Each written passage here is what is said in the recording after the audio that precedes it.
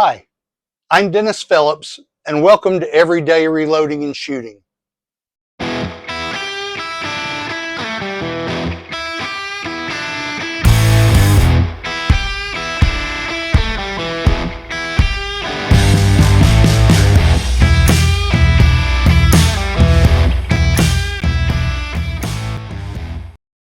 If you've watched any of my recent videos, you know that I've been dealing with head spacing, where I'm having rounds that are not firing on the first pull of the trigger, so I'm having to do a bolt lift and then pull the trigger again to get the primer to ignite the powder and fire the rifle.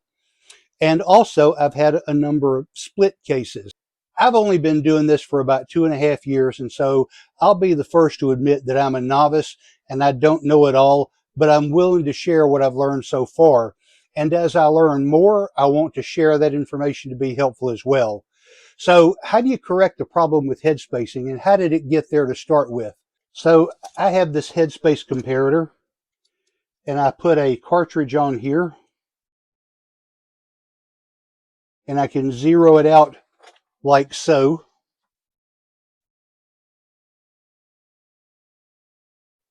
And one thing about this caliper is if you open it up, the number gets bigger, correct? But if you close it, the number gets smaller. And you see this little minus side over here? That's actually a negative number. So it's actually getting smaller.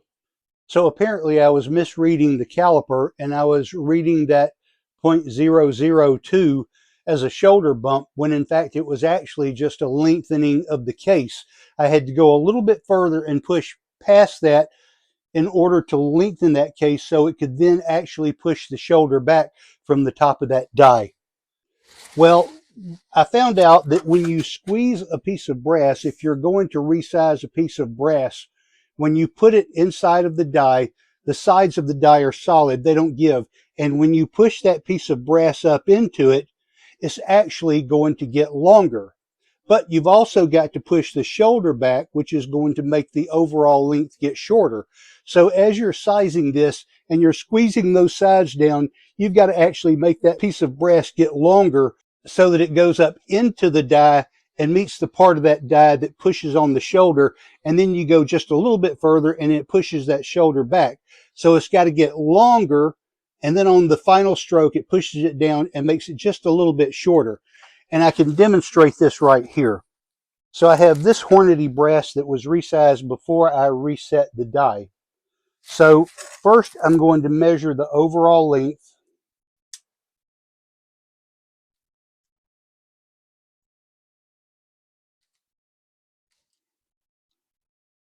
And it's 1.756. I'm going to now also put it into the comparator.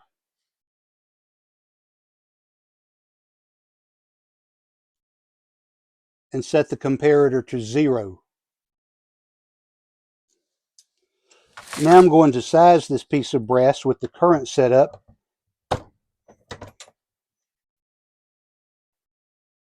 Now I'm going to measure it again.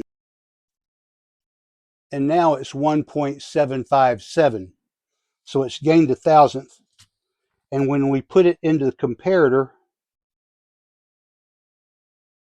now there's a 1.5 thousandth shoulder bump that it didn't have before. All right, so I'm going to go ahead and size these and measure these. And I'm going to record them as well. All right, so I checked the before and after on some cases that I had previously sized with the incorrect setting, and now I have the correct setting. And so my theory was that when you resize it, the case will get longer because it's being squeezed back together, but the shoulder will be pushed back. And you saw how I measured that with a comparator. So I did 10 cases at random and recorded those here. Anyway, when you look at all 10 of these and you average those out, on average, the before resizing, the length was 1.755. After resizing, it increased to 1.757. It had just over 1,000th of shoulder bump at 0.0013. Okay, on some previously sized brass, some that was some mixed brass that I had sized for my Ruger American on the prior setting. I just chose 10 cases at random, and those average a overall length of 1.753. When I resized the brass and trimmed them again, now they have an average length of 1.759. So they're longer, so it's 1.759 minus 1.753 gives me an increased length of 6 thousandths. Another thing is on the trim length, the trimmer that I use doesn't measure the overall length from the case head to the mouth. The trimmer that I'm using measures off of the shoulder. And so what happens is when you resize this brass and you're not bumping that shoulder back, your overall length is going to be a little bit shorter when it's trimmed. Whereas when you properly size the brass, you're going to squeeze it down hard. You're going to make that brass longer. Then it's going to jam up into the die, and that's going to bump the shoulder back. But overall, it's going to be a little bit longer. So now, since you're measuring off the shoulder, the trim from the shoulder to the case mouth is going to be the same, but you've got a little bit longer overall length on that case. So that's why prior to having it properly sized, they were measuring on average at 1.753 inches. But after resetting the die and getting the proper shoulder bump, now they're measuring 1.759. That means the overall length on average was about 6 thousandths too short for that chamber. All right, so I've got some more brass that I've got a Fireform that I think were improperly sized, so I'll be taking those to the range, firing them. I'll probably have some split cases and some failures to fire, and I'll have to do a second bolt lift, but I'm going to go ahead and get those Fireforms. So once I push the shoulders back to the proper distance, I shouldn't have the failure to fire and the case splitting problem that I was having before.